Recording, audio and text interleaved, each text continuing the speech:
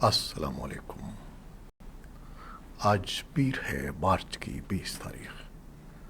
پاکستان میں اس وقت شام کے 7، بھارت میں 7:30 اور یہاں ہمارے اسٹوڈیوز کی گھڑیوں میں صبح کے 10 بج رہے ہیں۔ وائس آف امریکہ واشنگٹن کی اردو سروس سے میں ہوں خالد حمید، خبروں کے ایک بلیٹن کے ساتھ۔ عالمی مالیاتی ادارے IMF نے کہا ہے کہ پاکستان کے ساتھ قرضے کے معاہدے کی بحالی کو ایٹمی پروگرام سے جوڑنے کی خبروں میں کوئی حقیقت نہیں ہے۔ IMF کی نمائندہ برائے پاکستان ایسٹر پیرس لوئس نے اتوار کو ایک بیان میں کہا ہے کہ پاکستان سے مذاکرات معاشی مسائل اور بیلنس آف پیمنٹ کا مسئلہ حل کرنے پر ہو رہے ہیں۔ اس ضمن میں ایٹمی پروگرام سے متعلق ہونے والی قیاس آرائیوں میں کوئی صداقت نہیں ہے۔ IMF کے نمائندہ کا یہ بیان ایک ایسے موقع پر سامنے آیا ہے جب پاکستان میں بعض سیاستدان حکومت سے یہ سوالات کر رہے تھے کہ بتایا جائے کہ قرض پروگرام کی بحالی کے عوض IMF پاکستان کو ایٹمی پروگرام محدود کرنے کے لیے کہہ رہا ہے۔ اس معاملے پر دفتر خارجہ اور وزیر اعظم آفس پہلے ہی تردید کر چکے ہیں۔ پاکستان کے ایٹمی پروگرام پر ہونے والی اس بحث کا معاملہ امریکی سینٹ کی کمیٹی برائے آرمڈ سروسز میں بھی اٹھایا گیا، جہاں امریکی سینٹرل کمانڈ کے کمانڈر جنرل مائیکل کوریلا نے پاکستان کے ایٹمی پروگرام سے متعلق پوچھے گئے ایک سوال کے جواب میں کہا کہ وہ پاکستان کے ایٹمی پروگرام سے مطمئن ہیں اور یہ محفوظ ہے۔ البتہ پاکستان کو دہشت گردی، معاشی مسائل، بجٹ اور سیاسی کشیدگی کا سامنا ہے۔ پاکستان کے وزیر اعظم شہباز شریف کی صدارت میں حکومتی اتحاد میں شامل جماعتوں کے سربراہوں کا مشاورتی اجلاس وزیر اعظم ہاؤس اسلام آباد میں جاری ہے۔ سیاسی صورتحال پر غور کے لیے بلائے گئے اس اجلاس میں اتحادی جماعتوں کے ساتھ مشاورت سے مستقبل کا لائحہ عمل طے کیا جا رہا ہے۔ ملکی اور سیاسی صورتحال کو دیکھتے ہوئے حکومتی رہنماؤں کے اس اجلاس کو اہمیت کی نگاہ سے دیکھا جا رہا ہے۔ عدالتی حکم پر عمران خان کی گرفتاری کو لے کر اسلام آباد اور لاہور میں صورتحال کشیدہ ہے اور ہفتے کے روز سابق وزیر اعظم کی اسلام آباد کی عدالت میں پیشی کے موقع پر پولیس اور مظاہرین کے درمیان شدید ہنگامہ آرائی ہوئی۔ اطلاعات کے مطابق اجلاس میں امن و امان کی صورتحال سمیت پنجاب اور خیبر پختونخوا میں انتخابات کے حوالے سے اتحادی جماعتوں کی تجاویز پیش کی جائیں گی۔ کراچی میں خواجہ سراؤں کی کارکن شہزادی رائے کو گزشتہ ہفتے مبینہ طور پر ہراساں کیا گیا اور ان پر تیزاب پھینکنے کی کوشش بھی کی گئی، لیکن خوش قسمتی سے وہ اس واقعے میں محفوظ رہیں۔ اگرچہ پولیس نے مقدمہ درج کر کے مجرم کو گرفتار کر کے تفتیش شروع کر دی ہے، تاہم خواجہ سراؤں کے ساتھ صنفی امتیاز کا یہ پہلا واقعہ نہیں ہے اور اس سال اب تک کم از کم 4 خواجہ سراؤں کو ملک کے مختلف علاقوں میں قتل کیا جا چکا ہے، جبکہ گزشتہ سال 30 کے قریب خواجہ سراؤں کو قتل کیا گیا تھا۔ شہزادی رائے نے الزام لگایا کہ خواجہ سراؤں کے خلاف منظم نفرت انگیز مہم کے نتیجے کے طور پر جرائم میں اضافہ ہوا ہے، جو پارلیمنٹ کی جانب سے ملک میں خواجہ سراؤں کے تحفظ کے لیے ایک قانون منظور کیے جانے کے بعد شروع ہوئی تھی۔ تاہم اسلام پسند جماعتوں نے اس قانون پر اعتراض کیا ہے اور کہا ہے کہ اس میں بعض غیر اسلامی شقیں ہیں جو ہر کسی کو اس کی جنس کی شناخت کا حق دیتی ہیں۔ جماعت اسلامی کے سینیٹر مشتاق احمد نے اس بل میں ترمیم سے متعلق بل جمع کرایا ہے اور مطالبہ کیا ہے کہ جنس کی اس تبدیلی کو گریڈ 17 کے میڈیکل ڈاکٹر کی جانب سے تصدیق شدہ قرار دیا جانا ضروری ہے۔ تاہم بل کے حامیوں کا خیال ہے کہ بل میں خلاف اسلام کچھ نہیں ہے اور مذہب کا استعمال کرتے ہوئے اس کے ذریعے سیاسی فائدہ اٹھانے کی کوشش کی جا رہی ہے۔ وفاقی وزیر قانون و انصاف اعظم نذیر تارڑ نے اس مسئلے پر بات کرتے ہوئے کہا تھا کہ یہ معاملہ اب چونکہ عدالت میں ہے اور عدالت جو بھی فیصلہ کرے گی حکومت اس پر عمل کرے گی۔ افغانستان میں لوگ منگل کو نئے شمسی سال 1402 کے آغاز کے ساتھ نوروز منائیں گے، لیکن طالبان حکومت نے نئے سال کے پہلے دن کو عام تعطیل کا اعلان نہیں کیا ہے۔ طالبان حکومت کی وزارت اطلاعات و ثقافت کے حکام کے مطابق سرکاری دفاتر منگل کو کھولے جائیں گے۔ بعض صوبوں میں طالبان صوبائی حکام نے لوگوں سے نوروز نہ منانے کا کہا ہے۔ ابھی تک یہ واضح نہیں ہے کہ طالبان لوگوں کو کابل اور مزار شریف میں منعقد ہونے والے نوروز کے تہواروں میں شرکت کرنے دیں گے یا نہیں۔ یونیسیف کا کہنا ہے کہ افغانستان میں 8 لاکھ خواتین اور 9 عمر لڑکیاں غذائی قلت کا شکار ہیں۔ نیوٹریشن ایڈوائزر زیوائے مریرا کا کہنا ہے کہ افغانستان میں شدید غذائی قلت کے شکار ماؤں کی تعداد میں 50% اضافہ ہوا ہے۔ وہاں 80,000 سے زائد خواتین ایسی ہیں جو شدید غذائی قلت کا شکار ہیں۔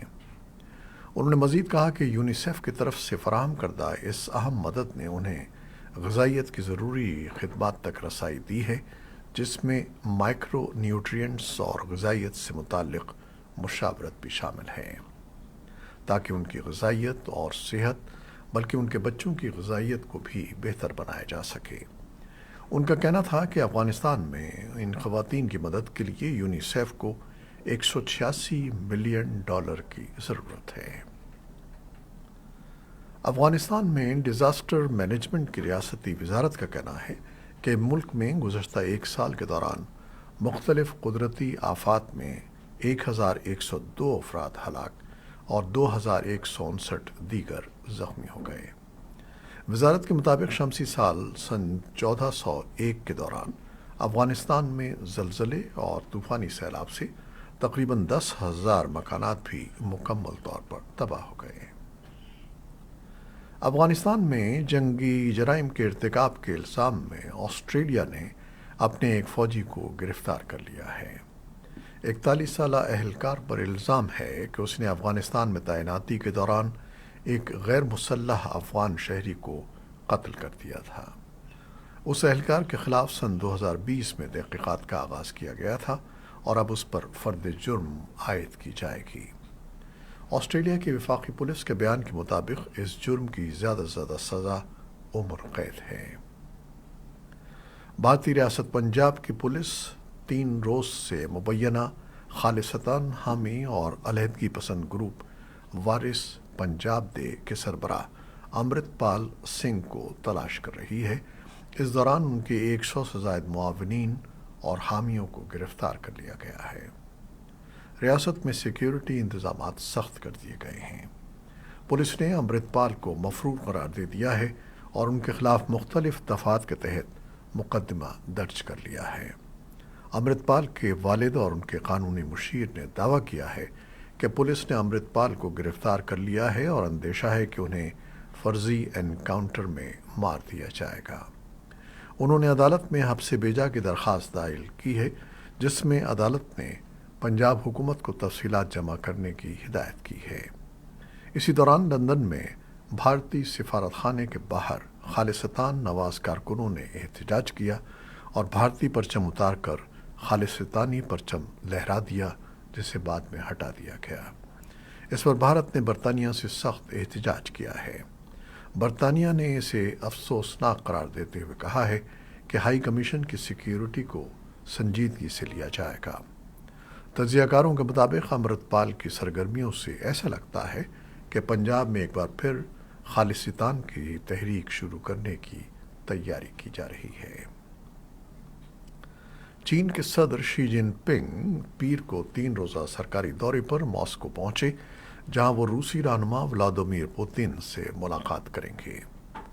بات چیت میں یوکرین میں روس کی جنگ اور چین کی امن تجویز زیر بحث آئے گی۔ چین نے اپنا 12 نکاتی منصوبہ پچھلے مہینے متعارف کرایا تھا تاکہ روس کی جانب سے فروری سن 2022 میں شروع ہونے والے تنازع کو ختم کیا جا سکے۔ اقوام متحدہ کے چینی مشن کو بھیجے گئے مضمون کے انگریزی ترجمے کے مطابق پیر کے روز شی نے روسی حکومت کی طرف سے شائع ہونے والے روزنامے روسیکا گازیٹا میں لکھا ہے کہ چینی تجویز عالمی برادری کے نظریات کے ممکنہ حد تک اتحاد کی نمائندگی کرتی ہے۔ ایسوسی ایٹڈ پریس کے مطابق چینی کمیونسٹ پارٹی کی مرکزی کمیٹی کے اخبار پیپلز ڈیلی میں پوٹن نے پیر کو کہا کہ ہم یوکرین میں رونما ہونے والے واقعات کے سلسلے میں چین کے متوازن موقف اختیار کرنے پر ان کے پس منظر اور حقیقی وجوہات کو سمجھنے کے لیے شکر گزار ہیں۔ پوٹن نے کہا کہ ہم بحران کے حل میں تعمیری کردار ادا کرنے کے لیے چین کی آمادگی کا خیر مقدم کرتے ہیں۔ وائٹ ہاؤس کی قومی سلامتی کونسل کے ترجمان جان کربی نے جمعے کو وائس آف امریکہ کو بتایا کہ ہم جانتے ہیں کہ چین اور روس بہت سے مختلف طریقوں سے اپنے تعلقات کو بہتر بنا رہے ہیں، لیکن ہمیں تشویش ہے کہ صدر شی نے یوکرینی صدر ولادیمیر زیلنسکی سے بات نہیں کی ہے اور یہ بہت ضروری ہے کہ وہ ایسا کریں۔ وہ جنگ کے بارے میں صرف روسی نقطۂ نظر ہی نہیں بلکہ صدر زیلنسکی کا نقطۂ نظر بھی معلوم کریں۔ کربی نے بیجنگ کی طرف سے تجویز کردہ امن منصوبے کے بارے میں بھی کہا کہ ہمیں تشویش ہوگی کہ اگر اس ملاقات کے بعد جنگ بندی کا مطالبہ کر دیا جائے۔ گزشتہ ہفتے بیجنگ کی ثالثی میں ہونے والے معاہدے کے اعلان کے بعد، جس نے ایران اور سعودی عرب کو 7 سال کی دشمنی کے بعد سفارتی تعلقات بحال کرنے کی اجازت دی تھی، شی کا ماسکو کا دورہ چینی رہنما کے بڑھتے ہوئے سفارتی عزائم کی تازہ ترین علامت ہے۔ کریملن کے ترجمان دمیتری پیسکوف نے کہا کہ دونوں رہنما پیر کو غیر رسمی بالمشافہ بات چیت کریں گے اور منگل کو وسیع تر ملاقاتیں ہوں گی۔ یوکرین کے صدر زیلنسکی ماسکو میں چینی صدر کی پوٹن کے ساتھ ملاقات کے بعد شی سے فون پر بات کریں گے۔ یورپی یونین کے خارجہ اور دفاع کے وزراء پیر کو برسلز میں ملاقات کر رہے ہیں، جو یوکرین کو گولہ بارود کی فراہمی اور ان کے اپنے گولہ بارود کے ذخیرے کے لیے کثیر الجہتی منصوبے کو حتمی شکل دینے کی کوششوں کا حصہ ہے۔ $2 بلین کی تجویز میں یورپی یونین کی گولہ بارود کی پیداوار کو بڑھانے کے لیے کام کرنا بھی شامل ہے تاکہ طویل مدتی سپلائی کو بہتر طور پر محفوظ بنایا جا سکے۔ یوکرین کے حکام نے مغربی شراکت داروں سے مزید گولہ باری کی امداد کی ضرورت پر زور دیا ہے، کیونکہ یوکرین 1 سال سے زیادہ عرصے سے روسی حملے کے خلاف نبرد آزما ہے۔ یورپی یونین کی خارجہ پالیسی کے سربراہ جوزف بوریل نے اراکین کو اس منصوبے کی منظوری دینے کی ترغیب دیتے ہوئے کہا ہے کہ یوکرین کو توپ خانے کے لیے مزید گولہ بارود کی فراہمی کی ضرورت ہے۔ کریملن کا کہنا ہے کہ روسی صدر ولادیمیر پوٹن نے ہفتے کے روز دیر گئے روس کے زیر قبضہ یوکرین کے بندرگاہی شہر ماریا پول کا دورہ کیا۔ وہ جزیرہ نما کرائمیا میں رکنے کے بعد یہاں پہنچے تھے، جس پر سن 2014 میں ماسکو کے غیر قانونی الحاق کو 9 سال پورے ہو گئے۔ ویڈیو میں پوٹن کو کرائمیا میں ایک آرٹ اسکول اور بچوں کے مرکز کا دورہ کرنے کے بعد رہائشیوں سے بات کرتے ہوئے دکھایا گیا ہے۔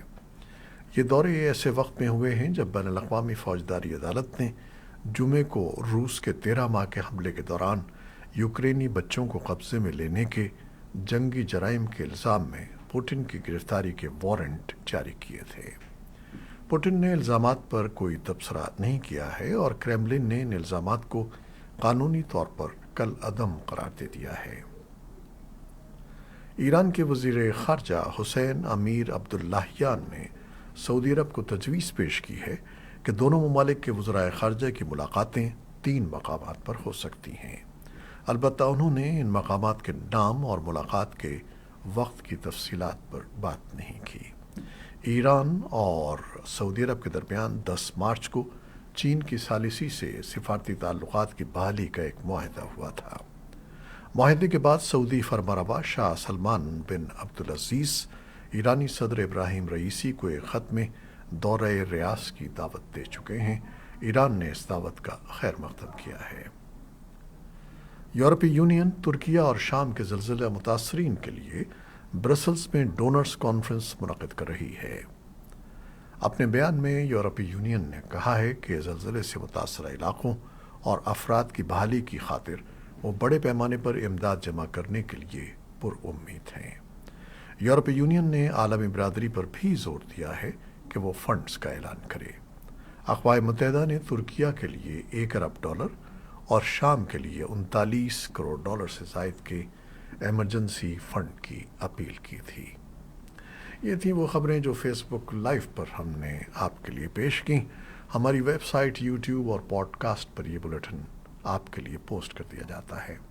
آپ ہمارے بلیٹن کو شیئر کرتے ہیں اور اپنے کمنٹس میں اپنی محبتوں کا اظہار کرتے ہیں، جس کے لیے ہم آپ کے بے حد ممنون ہیں۔